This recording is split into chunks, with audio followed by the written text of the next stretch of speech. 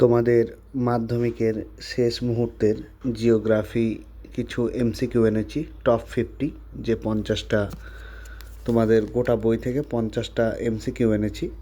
সেই এমসিকিউগুলো তোমরা শেষ মুহূর্তের জন্য দেখে রেখো, এগুলো খুবই কাজে দেবে। ঠিক আছে, তো চলো দেখো প্রথম প্রশ্ন যেটি, আর যারা চ্যানেলটিতে নতুন অবশ্যই সাবস্ক্রাইব করে পাশে থেকো। প্রথমত প্রশ্ন হচ্ছে যে পার্বত্য হিমবাহের পৃষ্ঠদেশে সৃষ্টি গভীর ফাটলগুলিকে কি বলা হয়? সেটাকে বলা হয় ক্রেভাস। ঠিক আছে, ওয়েট একটু কালিটা পাল্টে নিই।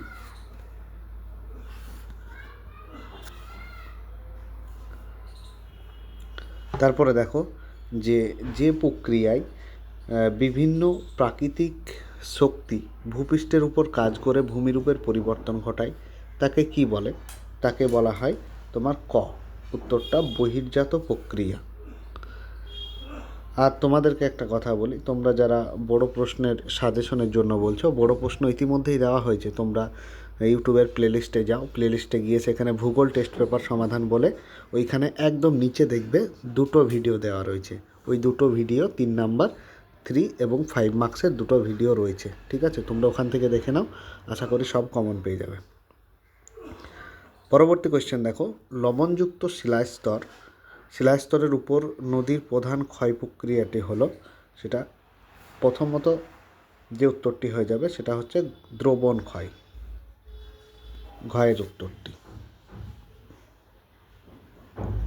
পরবর্তী প্রশ্ন দেখো, পাখির পায়ের মতো আকৃতির বদ্বীপ দেখা যায়, এটা তো জানোই যে মিসিসিপি মিসৌরি নদীর মোহনায়, ঘয়েরটি উত্তর হয়ে যাবে। পরবর্তী দেখো, নদীর পার্শ্বক্ষয়ের ফলে কি আকৃতির ভূমিরূপ তৈরি হয়? সেটা হচ্ছে উত্তরটি হয়ে যাবে ভি আকৃতির ক্ষয়েরটি। তারপর দেখো, মন্থকূপ সৃষ্টি হয় কোন প্রবাহের ফলে? মন্থকূপ সৃষ্টি হয় নদীর ক্ষয়কার্যের ফলে, নদীর ক্ষয়কার্য। ঠিক আছে, এরপর দেখো, সমুদ্রে ভাসমান বিশাল আকৃতি হিমবাহকে কি বলা হয়? সমুদ্রে ভাসমান বিশাল হিমবাহর আকৃতিকে বলা হয় হিমশৈল, ঘয়েরটি উত্তর। তারপর দেখো, তির্যক বালিয়াড়িকে কি বলা হয়? সিফ বারখান প্লায়া লোয়েস, এটাকে বলা হয় বারখান, খ। 8 নাম্বার দেখো, লোহাছড়া দ্বীপ অবস্থিত কোথায়? লোহাছড়া দ্বীপ অবস্থিত আমরা জানি পশ্চিমবাংলায়। তারপর দেখো, বায়ুর সঞ্চয় কার্যের ফলে গঠিত কি? দেখো এই বায়ুর সঞ্চয় কার্যের ফলে, তারপর বায়ুর ক্ষয় কার্যের ফলে, এই জিনিসগুলি, তারপর হিমবাহর সঞ্চয় কার্য, হিমবাহর ক্ষয় কার্য, এই জিনিসগুলি থেকে মুখস্থ করে রাখবে, একটা না একটা প্রশ্ন দেবেই তোমাকে, গ্যারেন্টি। তাহলে এটার উত্তরটি হয়ে যাবে বারখান বালিয়াড়ি। 10 নম্বর, নিম্নভূমির 10 নম্বর নয়, এটি প্রথম চ্যাপ্টার থেকেই দেওয়া হচ্ছে। ঠিক আছে, মানে প্রথম চ্যাপ্টারে 10 নম্বর। নিম্নভূমির উচ্চতা বৃদ্ধি পায় কোন প্রক্রিয়ায়? সেটা হচ্ছে আরোহণ প্রক্রিয়ায়। তারপর দেখো, যে প্রক্রিয়ায় বিভিন্ন প্রাকৃতিক শক্তি ভূপৃষ্ঠের উপর কাজ করে ভূমিরূপের পরিবর্তন ঘটায় তাকে কি বলা হয়? তাকে বলা হয় বহির্জাত প্রক্রিয়া। পরবর্তী প্রশ্ন দেখো, মেশা শব্দের অর্থ কি? মেশা শব্দের অর্থ হচ্ছে তোমার টেবিল। 4 নাম্বার, শুষ্ক অঞ্চলে সৃষ্ট গিরিখাতকে কি বলা হয়? সেটা হচ্ছে তোমার ক্যানিয়ন। আর যারা তোমাদের বলছো যে ভূগোলের সাজেশন অবশ্যই আছে, তোমরা যারা নেবে তারা ইউটিউবের কমেন্ট বক্সে যাও, সেখান থেকে আমাকে SMS করো, তোমরা সাজেশন পেয়ে যাবে। তোমরা দুটো বোর্ডেরই সাজেশন পেয়ে যাচ্ছ, স্কুল বোর্ড এবং হাই মাদ্রাসা বোর্ড, আলাদা আলাদা সাজেশন রয়েছে, তোমরা পেয়ে যাবে। তারপর দেখো, তাহলে এটার উত্তরটা কী হয়ে যাবে? শুষ্ক অঞ্চলে গিরিখাতকে বলা হচ্ছে ক্যানিয়ন। 5 নম্বর, লবণযুক্ত শিলাস্তরের উপর নদীর প্রধান ক্ষয় প্রক্রিয়া কোনটি? সেটা হচ্ছে দ্রবণ ক্ষয়। 6 নম্বর, নদীর মুখ প্রশস্ত হলে তাকে কি বলা হয়? তাকে বলা হচ্ছে তোমার খাঁড়ি।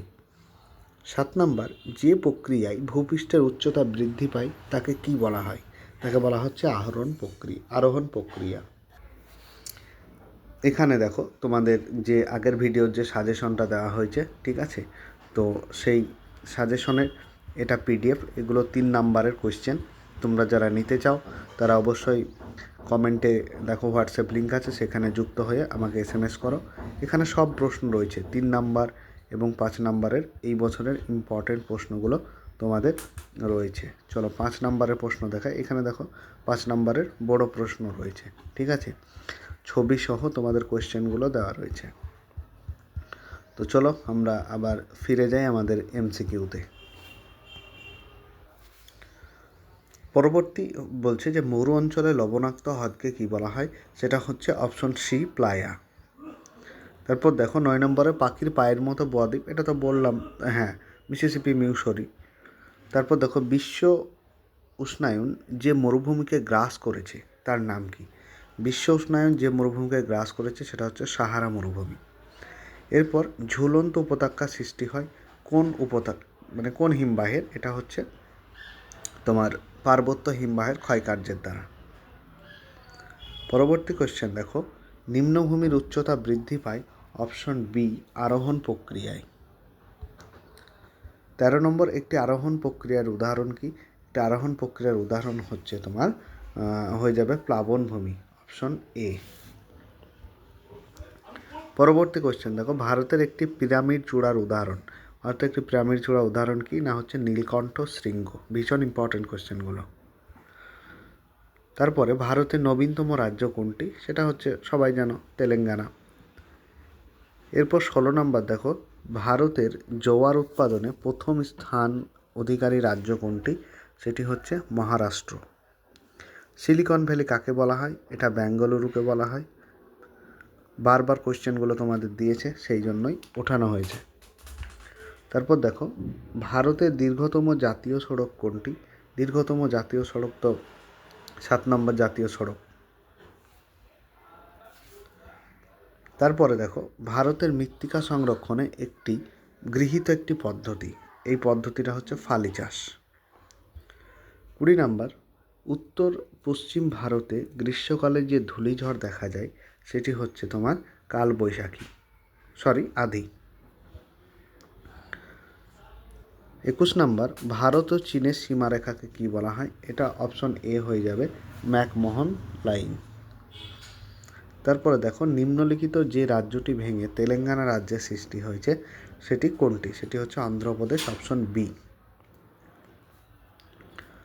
23 নম্বর, শিবালিক হিমালয়ের পাদদেশে অঞ্চলে ক্ষুদ্র ক্ষুদ্র শিলাখণ্ডিত সঞ্চিত হয়ে যে সমভূমি গঠিত হয়েছে তাকে কি বলা হয়? তাকে বলা হচ্ছে বেট, অপশন ডি। ল্যাটেরাইট মৃত্তিকা দেখা যায় নিম্নলিখিত যে অঞ্চলে, সেটি হচ্ছে পশ্চিমঘাট পর্বতের পশ্চিম ঢালে। 25 নম্বর, ভারতের সর্বোচ্চ শৃঙ্গ কোনটি? সেটি হচ্ছে গডউইন এস্টিন বা কেটু। 26 নম্বর, গম হলো একটি কোন শস্য? গম হলো একটি রবি শস্য। 27 নম্বর, 2011 সালের আদমশুমারি অনুযায়ী ভারতের মহানগরের সংখ্যা কয়টি? এটা হচ্ছে 53টি। 28 নম্বর, উত্তরের শ্রীনগর থেকে দক্ষিণে কন্যাকুমারী যুক্ত করার জন্য দ্রুতগামী সড়ক যোগাযোগ পরিকল্পনার নাম দেওয়া হয়েছে, সেটি কি? উত্তর দক্ষিণ করিডোর। আবারও বলছি, যারা বড় প্রশ্নের সাজেশন নিতে চাও তারা অবশ্যই তোমরা ইউটিউবের কমেন্টে দেওয়া হোয়াটসঅ্যাপ গ্রুপে যুক্ত হয়ে আমাকে SMS করতে পারো, অথবা তোমরা যারা কিনতে পারবে না তারা দেখবে ইউটিউবের প্লেলিস্টে, ওখানে যাবে ভূগোল সমাধান বলে, ওখানে যাবে, শেষ দুটো ভিডিও আমি দিয়েছি, ঠিক আছে, ওইটা PDF পাওয়া যাবে, খুব সামান্য টাকা দাম। 29 নম্বর, ভারতের একটি লবণাক্ত হ্রদের উদাহরণ হলো কোনটি? লবণাক্ত হ্রদ তো প্যাংগং হ্রদ, লাদাখ। 30 নম্বর, ভারতের রাজ্য পুনর্গঠনের মূল ভিত্তি ছিল কোনটি? সেটি হচ্ছে ভাষা। 31 নম্বর, গঙ্গা নদীর উৎস হলো কি? গঙ্গা নদীর উৎস হলো গঙ্গোত্রী হিমবাহ। 32 নম্বর দেখো, ভারতের বৃহত্তম বহুমুখী নদী পরিকল্পনা হলো, সেটা কোনটি? সেটা উত্তর হয়ে যাবে অপশন এ ভাকরা নাঙ্গাল। 33 নম্বর, ভারতে হেক্টর প্রতি ধান উৎপাদনে প্রথম স্থান অধিকারী রাজ্য, হেক্টর প্রতি বলেছে পাঞ্জাব। লৌহ ইস্পাত শিল্পের প্রয়োজনীয় কাঁচামাল কোনগুলি? আকরিক লোহা, কয়লা, ম্যাঙ্গানিজ। এখানে উত্তর হয়ে যাবে সবগুলিই ঠিক, অপশন ডি। 35 নাম্বার, যে নদীর উপর হীরাকুদ বাঁধ গড়ে উঠেছে তার নাম কি? সেটা হচ্ছে মহানদী, হীরাকুদ বাঁধ। এরপর দেখো আমি কিছু শর্ট কোয়েশ্চেন রেখেছি তোমাদের জন্য, সেগুলো দেখো। প্রথম প্রশ্ন, মানে ওয়ান শর্ট, ব্যাঙ্গুয়েলা স্রোত প্রবাহিত হয় কোন মহাসাগরে? সেটা হচ্ছে দক্ষিণ আটলান্টিক মহাসাগরে।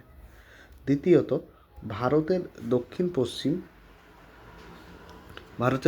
পশ্চিম মৌসুমি বায়ু প্রথম প্রবেশ করে কোথায়? সেটা হচ্ছে কেরালাতে। 3 নাম্বার, দাক্ষিণাত্য মালভূমির সর্বোচ্চ শৃঙ্গ কোনটি? দাক্ষিণাত্যের আনাইমুদি। ভীষণ ইম্পর্ট্যান্ট কোয়েশ্চেন, ডিগ্রি সিটে আরএফ স্কেলে থাকে কি? এটা 1:25000। পরবর্তী প্রশ্ন দেখো, যে একটি চিকিৎসা সংক্রান্ত বজ্র হলো ইনজেকশন সিরিঞ্জ। ভীষণ ইম্পর্ট্যান্ট, বারবার আসে। পরবর্তী কোয়েশ্চেনটাও ইম্পর্ট্যান্ট, যে জাফরান চাষ হয় কোথায়? সেটা হচ্ছে জম্মু কাশ্মীরে। পরবর্তী কোয়েশ্চেন, ভারতের ক্ষুদ্রতম রাজ্যের নাম কি? গোয়া। তাহলে ভারতের বৃহত্তম রাজ্যের নাম কি? তোমরা অবশ্যই কমেন্ট বক্সে জানিও, ঠিক আছে?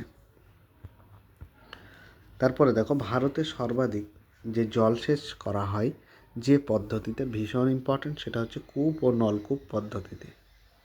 পরবর্তী প্রশ্ন, 2011 সালে আদমশুমারি অনুযায়ী ভারতের সর্বাধিক জনঘনত্বপূর্ণ রাজ্য কোনটি? সেটা হচ্ছে বিহার। তারপরে দেখো, ম্যানগ্রোভ অরণ্যের প্রধান যে অরণ্য বৃক্ষ সেটা হচ্ছে সুন্দরী। পরবর্তী কোয়েশ্চেন, ভারতের প্রথম পেট্রোকেমিক্যাল শিল্প গড়ে ওঠে ট্রম্বেতে। পরবর্তী কোয়েশ্চেন, ভারতের সর্বেক্ষণ বিভাগ স্থাপিত হয় কত সালে? 1767 সালে।